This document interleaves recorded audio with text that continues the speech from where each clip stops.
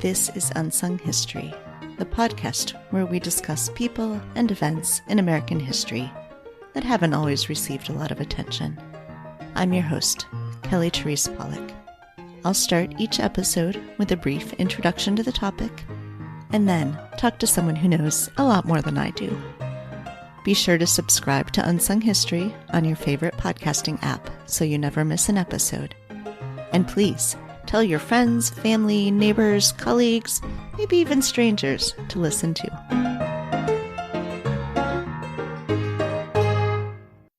Today we're discussing the lives of second-generation Japanese Americans who migrated to Japan.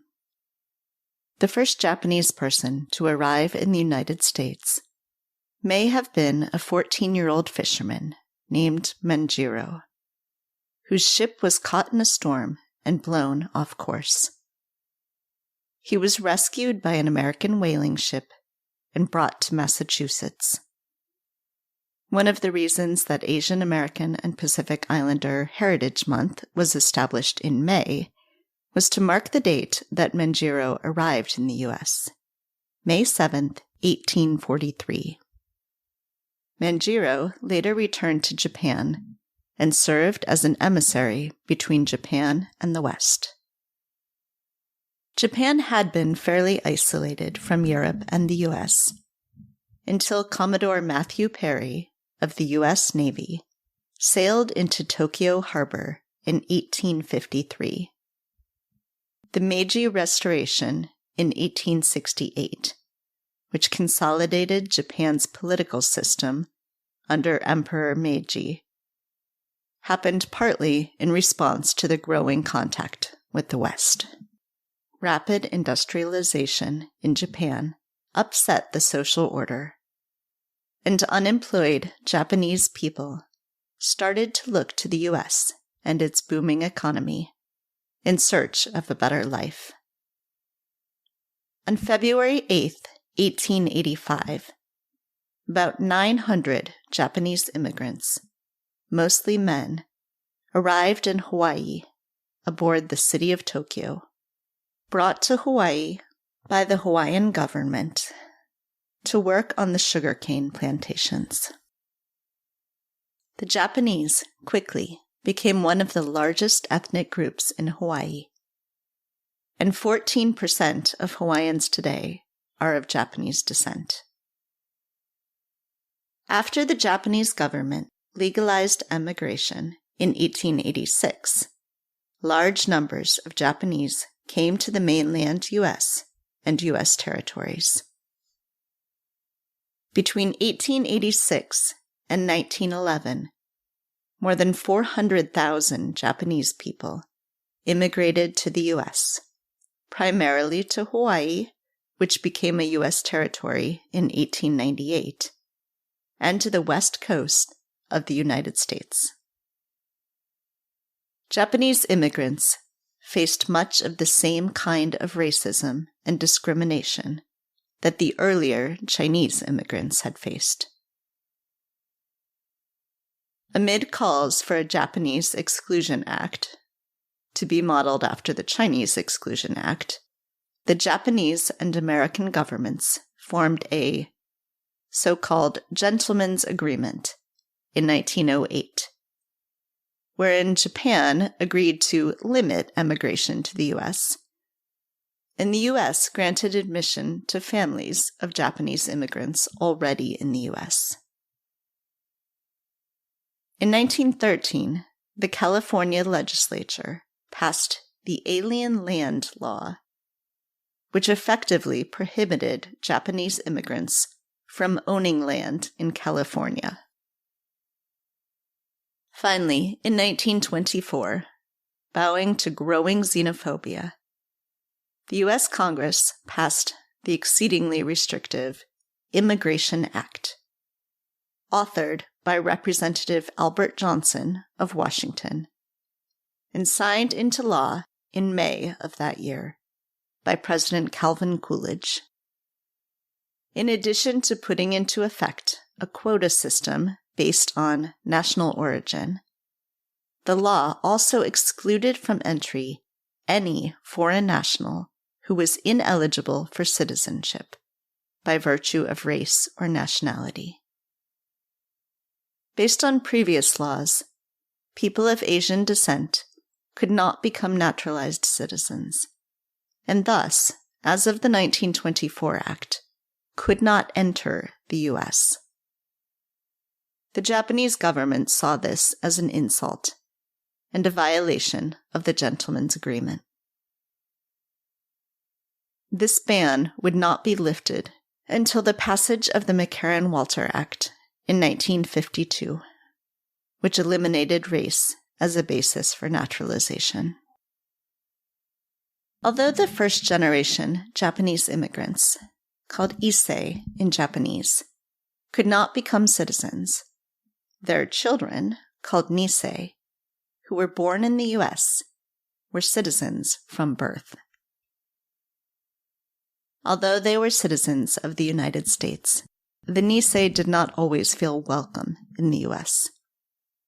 And in the decades leading to World War II, around 50,000 Nisei, about a quarter of the total Nisei population, had migrated to the Japanese Empire. They went to Japan for many reasons, sometimes as kids accompanying their parents on the return journey, sometimes to live with extended family who could care for them while their parents worked back in the U.S., and sometimes for educational or work opportunities. Around 10,000 of those 50,000 Nisei returned to the U.S. before the outbreak of war.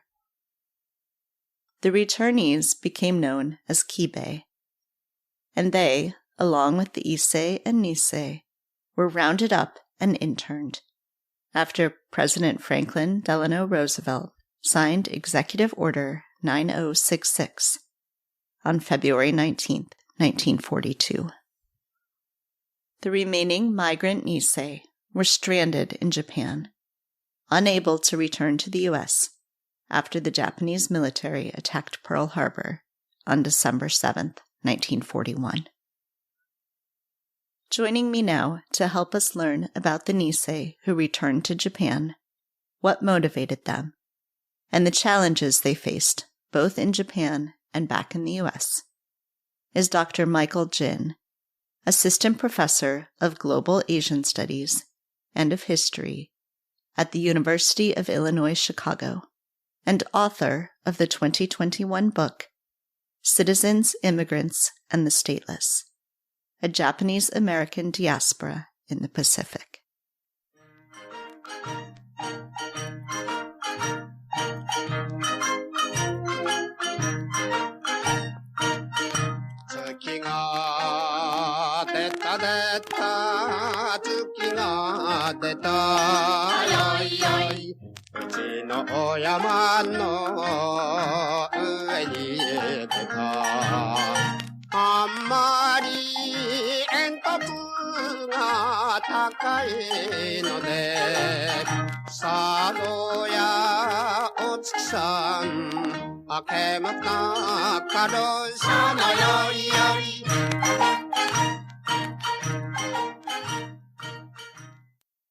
Hi, Michael. Thank you so much for joining me today.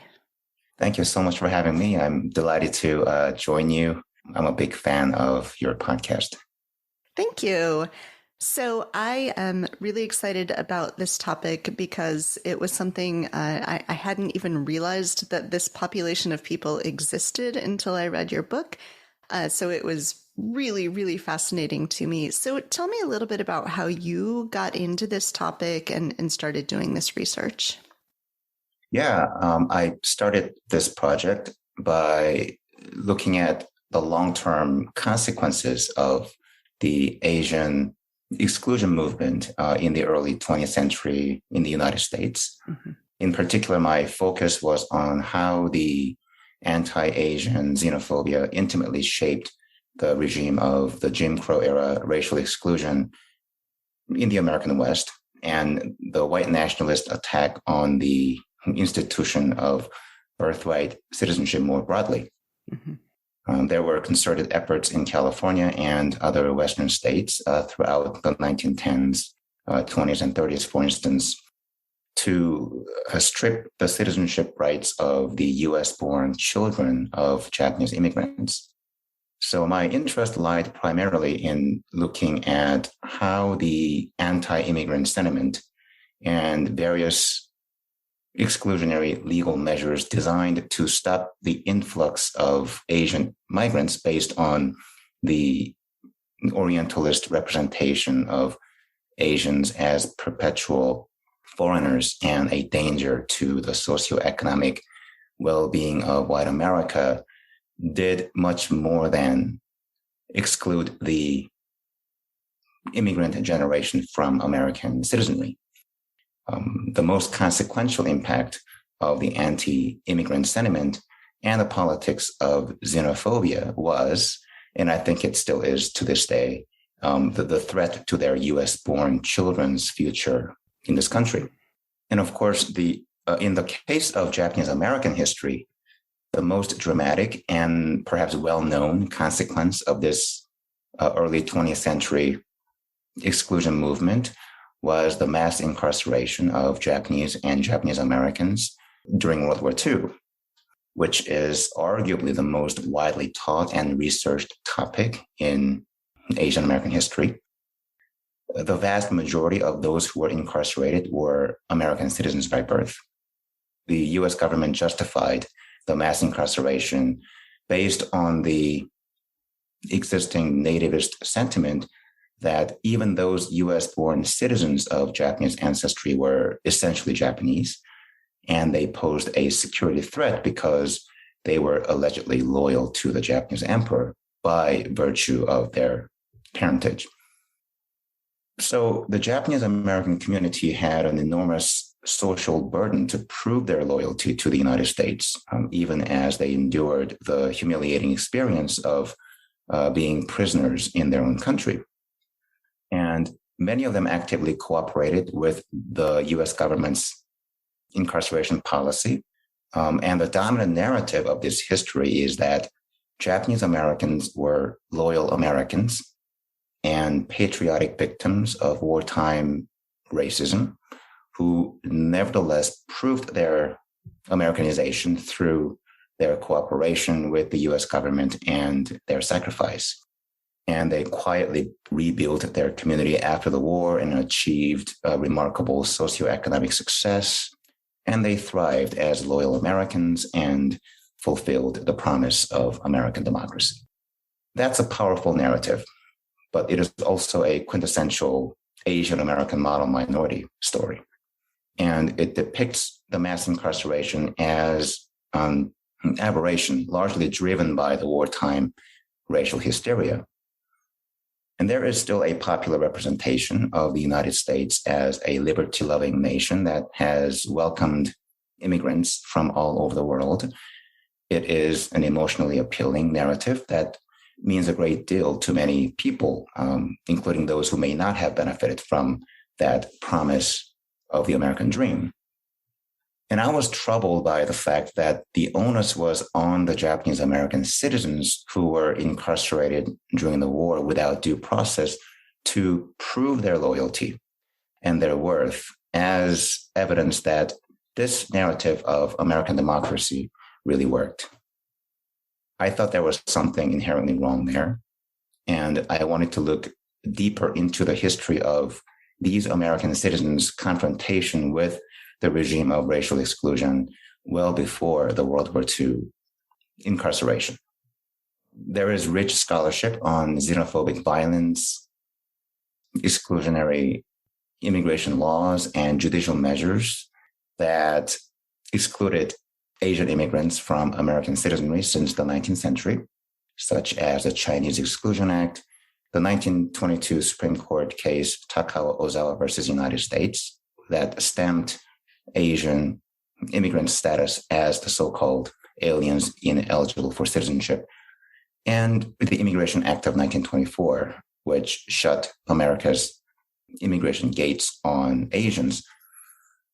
But I had always thought that the US-born children of Asian immigrants have occupied a rather ambivalent place in this history of the Jim Crow era discourse on race and citizenship, in which Asian Americans have been represented primarily as an immigrant community at the periphery of the dominant Black-white race relations. Mm-hmm. So then what was the kind of environment that these U.S.-born children of Japanese immigrants were facing in the U.S.? What is it that they are reacting against as some of them choose to migrate back to Japan?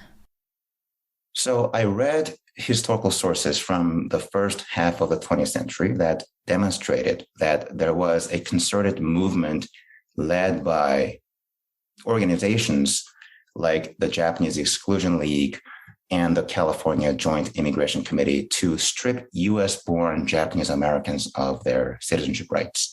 And these groups deployed the popular Orientalist construction of Japanese Americans as perpetual foreigners. They claimed that Japanese Americans were unassimilable elements in spite of their American citizenship by birth.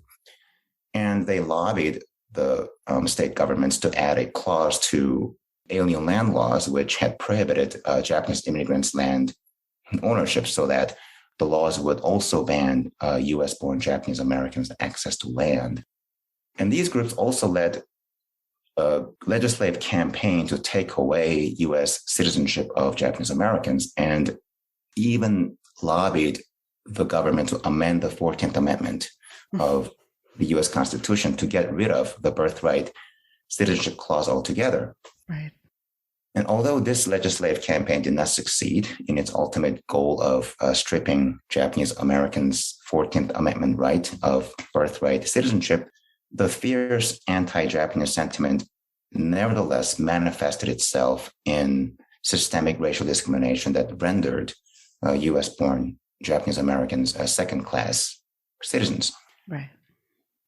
So anti-Japanese xenophobia and institutional racism directly contributed to the dismal socioeconomic outlook for many Japanese Americans in the American West. The doors to vocational opportunities outside the Japanese ethnic community were pretty much closed to most young Japanese Americans in the United States, including those with college educations and professional aspirations. So it was clear to me that the promise of American citizenship had been denied to Japanese Americans long before the Pacific War. But what struck me even more was that the anti-Japanese sentiment throughout the first half of the 20th century had a bizarre consequence that disrupted the integrity of the Japanese American community well before the wartime mass incarceration. From the 1910s to the eve of Pearl Harbor in 1941, 1 in 4 U.S.-born Japanese Americans left the United States, and they moved to the Japanese Empire. And many of them were young children who accompanied their parents that returned to Japan and resettled permanently there. But there were also many U.S.-born Japanese Americans who moved to Japan and Japanese colonies on their own to seek socioeconomic mobility in the rising Japanese empire. I read this memoir written by one of these Japanese American migrants who wrote, "We were seeking better lives for ourselves, not in America, but in Japan." Yeah. I read it as a powerful statement that defied the American dream narrative, which had completely failed these Americans of Japanese ancestry. So that's where I started. I traced their movements, their experiences across national and colonial borders of the Japanese Empire in Asia. Here was a group of American migrants in their parents' homeland. And I explored their stories as an extension of their American lives. These American migrants found themselves in an unfamiliar territory that was intimately shaped by the increasingly volatile U.S.-Japan relations that ultimately culminated in a tragic war. So this is a story about a community in displacement, but it's also a story about people who used transnational migration as a powerful way to claim their agency and a way to overcome their rightlessness in their own country. Yeah. And so I love that you start the book before you even sort of get into the narrative by talking about sources and language. It's no secret to anyone who listens to this podcast that I love knowing about sources and where this history comes from. So can you talk some about that? Because you have a variety of different places that you are getting this information about these different groups of people who are returning to Japan. So this is a group of American migrants of Japanese ancestry who left the American West and moved to the Japanese Empire. And they lived in a fundamentally multilingual and multiracial, multi-ethnic, and multicultural and transnational world of the rising Japanese Empire. And in order to understand the distinct place that these American migrants occupied in the world of the Japanese Empire in Asia, I realized that I had to locate and closely examine the Japanese language sources, the Japanese archives. So I've spent a total of 3 years in Japan visiting various archival facilities, including the Japanese Foreign Ministry's diplomatic archives and other places to analyze the various Japanese language documents that were enormously informative and eye-opening in terms of these Japanese American migrants' varied experiences in Japan and their encounter with Japan's colonial world, their encounter with different racial, gender, and cultural ideologies of the Japanese Empire. And I also consulted other Japanese language sources, such as personal memoir. I also talked to individual Japanese Americans who settled permanently in Japan, and also those who returned to the United States. And I was able to gain great insights from the perspectives that they shared with me. So one of the most fascinating pieces of this story is sort of twofold. There's this idea that we think of the United States as sort of the receiving country of immigration. Very rarely do we think of it as the sending country, and certainly not this sort of back and forth. That's not a thing that a lot of people think about in the immigration story. And then related to that is sort of this sense of belonging of, where do these people feel that they belong? Do they feel like they belong anywhere? Do they feel sort of displaced everywhere that they are? I wonder if you could sort of talk about that piece of it, that sort of back and forth migration that isn't unidirectional, and what that means for people as they're thinking about who they are. They probably don't necessarily think of themselves as Japanese American or American Japanese. It's much more complicated than that. Yeah, one of the things that the book does conceptually is to revise the United States as a national space, and as a nation of immigrants.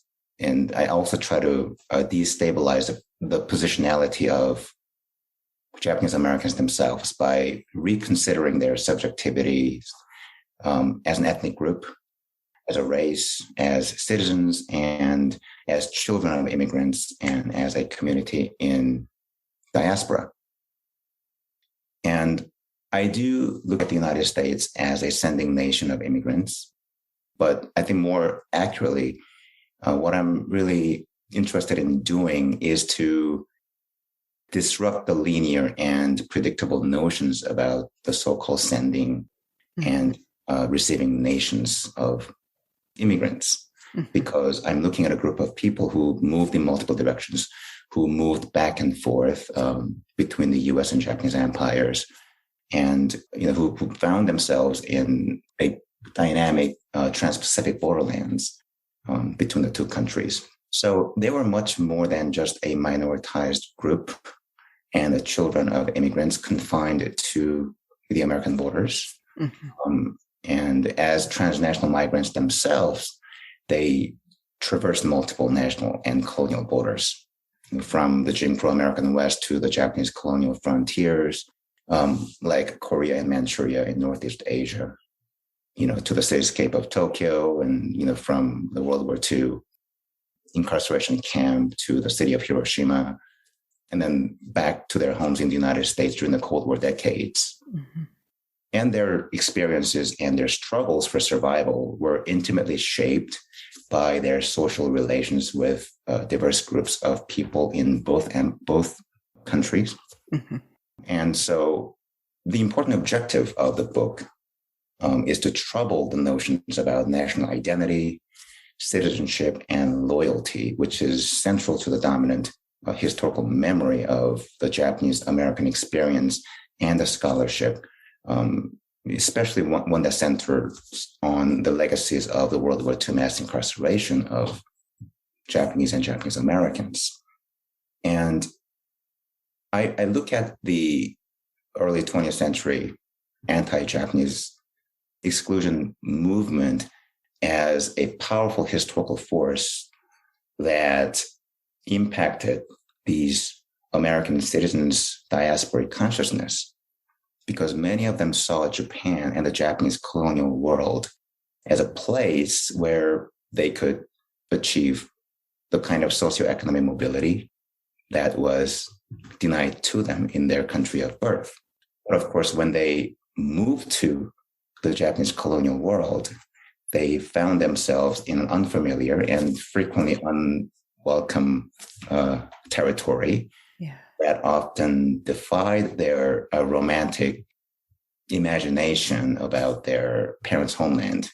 Many of them, I think, thought that they would be welcomed with open arms by Japanese people. Many of them thought that if they could manage to learn to speak Japanese well enough, they could perhaps do pretty well, or at least better than they would have back in the United States. But many of them found out that understanding the nuances of the Japanese linguistic and cultural practices was very difficult. They found that achieving the kind of socioeconomic mobility in the Japanese empire was as difficult for them as it was back in the United States. And others also became disillusioned with the kind of racial violence and racial hierarchy and ideologies in the Japanese empire. And what they also saw as the increasing signs of Japanese fascism. And there were many Japanese Americans who interacted with colonial subjects, like the conscripted Korean workers in Hiroshima. And they witnessed the kind of vicious social discrimination and racial violence that these colonial subjects had to confront in Japan. And there were also other Japanese Americans who became radicalized while they were in Japan, especially during the Taisho era, which was the interwar period from 1912 to 1925, which was a period of dynamic social unrest and political liberalism, as well as labor movement, often led by Korean workers and other laborers from Japanese colonies. And they became radicalized by their exposures to these new ideas and political development in Japan, and they increasingly became disillusioned with the contradictions inherent in their diasporic consciousness and what they had imagined about Japan as their homeland. And so many of them decided to return to the United States before the war. So close to 20,000 of the 50,000 Japanese American migrants, they returned to the United States before the outbreak of Pearl Harbor in 1941. And they became known as Kibe. This is one of the words that I use throughout my book. And they added so much to the linguistic and cultural and political dynamics of the Japanese American community on the eve of the Pacific War. Yeah. Although that Kibe group then is the group that has, in some ways, the hardest time in the internment camps and sort of proving their American loyalty, so to speak, because they have had these additional experiences in Japan. Yeah. And during the war, many of these Kibe were stigmatized as those who returned from Japan with a cultural baggage of being too Japanese.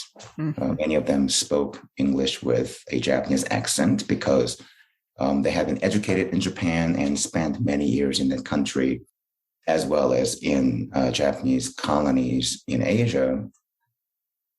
And after the Japanese attack on Pearl Harbor in December 1941, the U.S. government treated these Kibe as a potentially dangerous and pro-Japan element within the Japanese American community.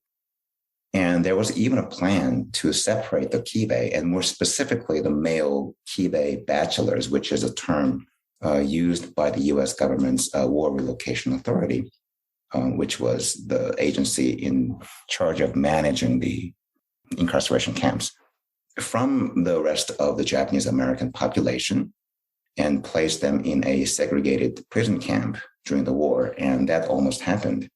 And that was based on the perception that the Kibe, by virtue of their education and their upbringing and their extended stay in Japan, were essentially Japanese in their cultural and political disposition, and therefore they must be perpetually loyal to the Japanese emperor. And these Kibe were also ostracized by their own community during the war.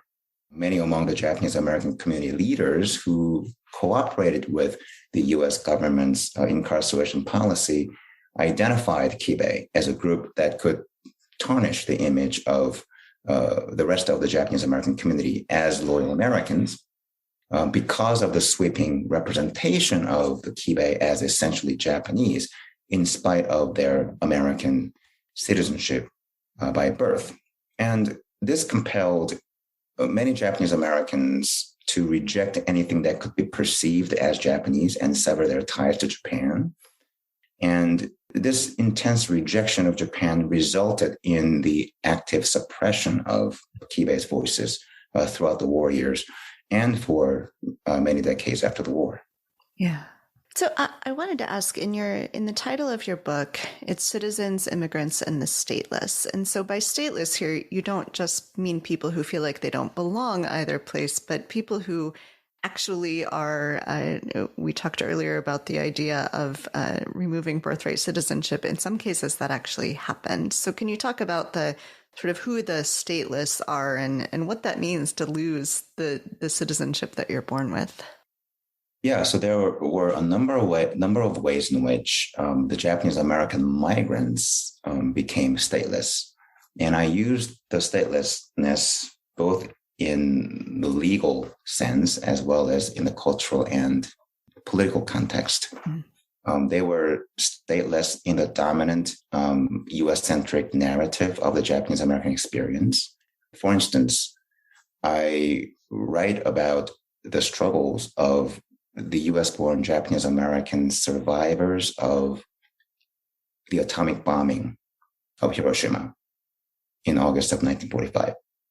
Hiroshima Prefecture happened to be the place with the heaviest concentration of U.S.-born Japanese American migrants because it was the place that had sent the largest number of Japanese immigrants to North America since the late 19th century. And the city of Hiroshima had at least 3,000 US-born Japanese Americans. So we're talking about a significant number of American civilians who were trapped in Hiroshima and became victimized by the atomic bomb deployed by the US military, the bomb that was supposed to liberate the world from the evil of the Japanese Empire and the Axis powers. And after the war, these American survivors of the nuclear Holocaust became excluded from the dominant liberation narrative of the war. The US government has yet to acknowledge the presence of these American citizens in Hiroshima. So in that sense, they became essentially stateless in the post-World War II regime of reparations and compensatory justice. Many of these atomic bomb survivors returned to the United States, and they led a movement to advocate for themselves and other victims of the atomic bombing. And they also led legislative campaigns in the 1970s and 1980s, which culminated in the introduction of congressional bills that would require the US government to provide medical care and compensations to the American victims of the atomic bombing. The bills didn't really have the chance of being enacted and served primarily as a symbolic call for the historical recognition of these forgotten American victims of the atomic bombing.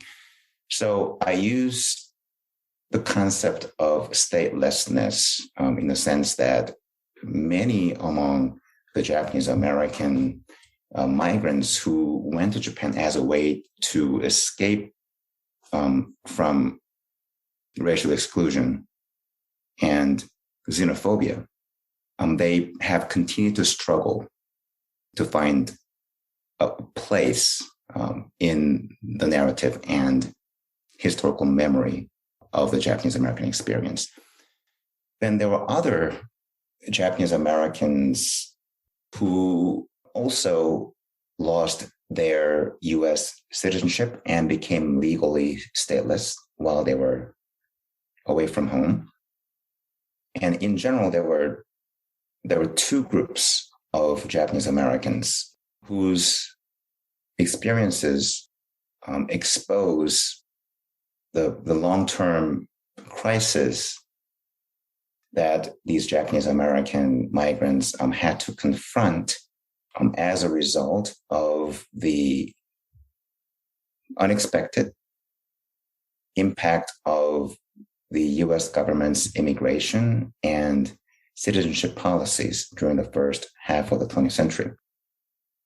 And one group of these Japanese Americans who lost their US citizenship while abroad include young Japanese American women in Japan in the 1920s who married Japanese nationals while they were in Japan, and they lost their US citizenship as a result of the Cable Act of 1922, which stipulated that those American women marrying the so-called aliens ineligible for citizenship were not eligible for the US government's new policy, which had recognized American women's independent nationality regardless of their husband's nationality. So this loophole had a